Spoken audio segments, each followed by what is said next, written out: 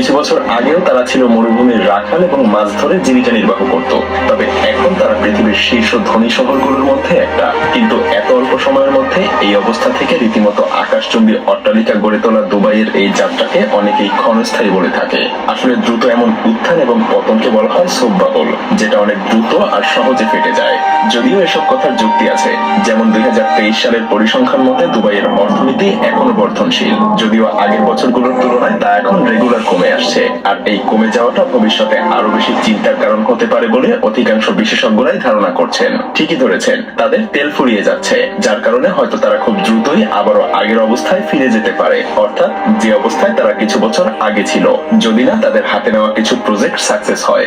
যেমন আপনি হয়তো শুনে থাকবেন দুবাইতে কোনো ট্যাক্স দিতে হয় না, যদিও এটা পুরোপুরি সত্য না, কারণ পৃথিবীর অন্যান্য দেশের মতোই দুবাইতেও কোনো কিছু কেনাকাটা করলে ভ্যালু অ্যাডেড ট্যাক্স দিতে হয়। এছাড়া কোনো সম্পদ কিনতে গেলে নির্দিষ্ট পরিমাণে ট্যাক্স দিতে হয়। যদিও লম্বা সময় ধরে ব্যবসায়ীদেরকে আকৃষ্ট করার জন্য দুবাই কোনো ধরনের ট্যাক্স নিত না, কিন্তু 2023 সালের জুন মাস থেকে তারা ব্যবসায়ীদের উপরেও 9% ট্যাক্স আরোপ করতে শুরু করে দিয়েছে, যেটা পুরো পৃথিবীর মধ্যে সবচাইতে কম। ট্যাক্স ফ্রি অথবা ট্যাক্সের পরিমাণ অত্যন্ত কম, কারণ দুবাই কর্তৃপক্ষ চায় বাইরের দেশের বিনিয়োগকারী এবং ব্যবসায়ীরা তাদের দেশে এসে ব্যবসা শুরু করুক। শুধু পর্যটন কেন্দ্রই না, দুবাই কর্তৃপক্ষ চায় এটা একটা ব্যবসায়িক কেন্দ্র হয়ে উঠবে। তাই পৃথিবীর অন্যান্য দেশের সাথে তাদের দেশের ট্যাক্সে এত পার্থক্য। ট্যাক্স ফ্রি হলে কি একটা দেশ টিকে থাকতে পারে? কখনোই না। আর সেজন্যই তারা বাইরের দেশের পর্যটক এবং টুরিস্টদেরকে আকর্ষণ করার জন্য তৈরি করেছে অভাবনীয় এক শপিং মল। এগুলো দেখতে আকাশচুম্বী ভবনের মতো দেখালেও এগুলো মূলত মাত্র 4 তলা বিশিষ্ট।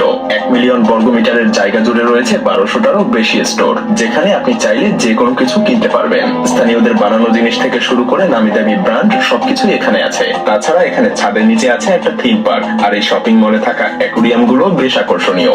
10 মিলিয়নেরও বেশি এই অ্যাকোরিয়াম গুলোতে 33,000-এরও বেশি সামুদ্রিক মাছ এবং প্রাণী আছে। আসলে এই দুবাই মলকে গোটা একটা শহরই বলা চলে। সিম্পল একটা শপিং মলকে এভাবে শহরে পরিণত করার অন্যতম কারণই হলো পর্যটকদেরকে আকর্ষণ করা। তবে মজার ব্যাপার হলো দুবাইয়ের স্থানীয় নাগরিকদের এত বেশি সুযোগ সুবিধা ভোগের ফলে সাম্প্রতিক বছরগুলোতে তাদের স্বাস্থ্যের ব্যাপক অবনতি দেখা গেছে। আর তাই দুবাই কর্তৃপক্ষ সাধারণ জনগণের বাড়তি ওজন কমানোর জন্য অসাধারণ একটা সিদ্ধান্ত নিয়েছে। একজন ব্যক্তি প্রতি কেজি ওজন কমালে পাবে 2 গ্রাম স্বর্ণ বা তার সমপরিমাণ পুরস্কার, কারণ দুবাই কর্তৃপক্ষ তাদের জনগণের স্বাস্থ্য নিয়ে খুবই চিন্তিত।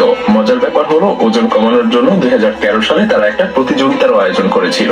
সেই প্রতিযোগিতায় বলা হয় যদি পরিবারের সবারই অতিরিক্ত ওজনের সমস্যা থাকে তাহলে ওজন কমানোর পুরস্কার দ্বিগুণ দেয়া হবে। সেই প্রতিযোগিতায় অংশগ্রহণের জন্য প্রায় 30,000 মানুষও আবেদন করেছিল। আর ওজন কমানোর সেই রেকর্ডটা এখন আছে আহমেদ আল শেখ নামক এক ব্যক্তির নামে, যিনি 3 মাসে প্রায় 26 কেজি ওজন কমিয়েছিলেন। এখানেই শেষ না, আপনি জানলে অবাক হবেন যে দুবাইয়ের সর্বশেষ আদমশুমারি অনুযায়ী দুবাইতে 3.2 মিলিয়নেরও বেশি মানুষ বাস করে। কিন্তু এই জনসংখ্যার সবই আরব না। জনসংখ্যার প্রায় 85% মানুষ অন্য দেশ থেকে আসা অভিবাসী। তারা মূলত অর্থ উপার্জন করতেই এই দেশে এসেছে। এর মধ্যে বেশিরভাগই ভারত থেকে এসেছে, প্রায় 9 লাখ মিশর এবং 8 লাখ পাকিস্তান থেকে। সেক্ষেত্রে আরব আমিরাতের নিজস্ব জনসংখ্যা মাত্র 15%। অনেকে আবার এখানকার সুযোগ সুবিধা ভোগের জন্য এখানে আসে, কিন্তু সেটা শুধুমাত্র প্রদান করা হয় এই দেশের স্থানীয় বাসিন্দাদের জন্য। তবে অভিবাসীরা এখানে এসে কাজ করে ভালো অর্থ উপার্জন করতে পারে এবং নিজেদের ব্যবসা নিজেরাই পরিচালনা করতে পারে। আর এই সকল অভিবাসীদেরকে আরো সুযোগ সুবিধা দেওয়ার জন্য দুবাই কর্তৃপক্ষ তৈরি করেছে অসাধারণ এক ফ্লাওয়ার গার্ডেন। 2013 সালে এই পার্কটা উদ্বোধন করা হয়। 72,000 বর্গ কিলোমিটার এলাকা জুড়ে রয়েছে 50 মিলিয়ন ফুলের গাছ। প্রতি বছর এই বাগানকে নতুন রূপে সাজানো হয়, অর্থাৎ আপনি এখানে দ্বিতীয়বার আসে প্রথমবার আপনার দেখা দৃশ্যের সাথে কোনো কিছুরই মিল খুঁজে পাবেন না।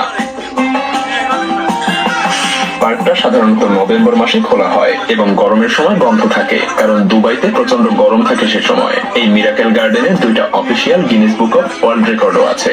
দুবাই কিন্তু এসব করেই থেমে থাকেনি। বাইরের দেশ থেকে বিনিয়োগকারীদেরকে আকর্ষণ করার জন্য তারা তৈরি করেছে একটা স্কি রিসোর্ট, অর্থাৎ মরুভূমির মধ্যে বরফের দেশ। কারণ যে সকল বিনিয়োগকারীরা শীত প্রধান দেশে বাস করে তারা তো আর দুবাইয়ের মরুভূমিতে তার স্বাদ নিতে পারবে না। আর তাই তো তাদেরকে আকর্ষণ করার জন্য তৈরি করা হয়েছে এই স্কি রিসোর্ট। তারা এখানকার শপিং মলের মধ্যে সত্যিকারের স্কি পার্ক তৈরি করেছে, যার ফলে যে কেউ সহজেই একটা তুষারময় ওয়ান্ডারল্যান্ড উপভোগ করতে পারবে। এই কমপ্লেক্সটা 25 তলা বিল্ডিং এর উচ্চতার সমান, সেটাও প্রায় 22,000 মিটার এলাকা জুড়ে। সেই সাথে আছে 1500 জন লোকের থাকার ব্যবস্থা। তাছাড়াও এখানে আছে 5টা স্কি রানওয়ে। আবার কেউ যদি নতুন হয় তাকে শেখানোর জন্য ট্রেনারও আছে।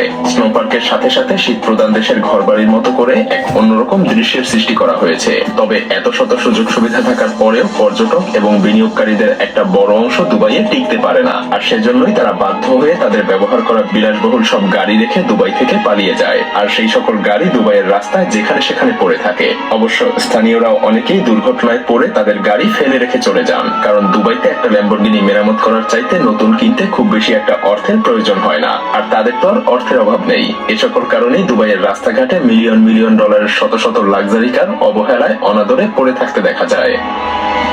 তবে অবাক করা ব্যাপার হলো দুবাইয়ের আরো একটা মজার নাম আছে, আর সেই নাম হলো ক্রেন ক্যাপিটাল। কারণ গোটা বিশ্বের সমস্ত নির্মাণ ক্রেনের 4 ভাগের 1 ভাগই দুবাইতে আছে। কারণ দিন দিন দুবাইয়ের নির্মাণযোগ্য প্রতিনিয়ত বেড়েই চলেছে, সেই সাথে বাড়ছে এর নির্মাণ গতি। যেমন পৃথিবীর সবচাইতে উঁচু ভবনটা নির্মাণের সময় তারা প্রতি সপ্তাহে 2 তলা করে তৈরি করে ফেলতো। বিগত 24 বছরের বেশি সময় ধরে দুবাই 24 ঘন্টায় তাদের নির্মাণ কাজ নিয়ে ব্যস্ত একটা শহর হিসেবে গড়ে উঠেছে। মূলত তাদের একমাত্র লক্ষ্য হলো পর্যটক এবং বিনিয়োগকারীদেরকে আকৃষ্ট করতে এক বিলাসবহুল শহর তৈরি করা, যাতে করে তাদের তেলের খনি থেকে তেল ফুরিয়ে গেলেও পর্যটন এবং বিনিয়োগ খাত থেকে তাদের দেশের উন্নতির ধারাবাহিকতা তারা বজায় রাখতে পারে। তবে দুবাই কি আদৌ ধ্বংসের পথে নাকি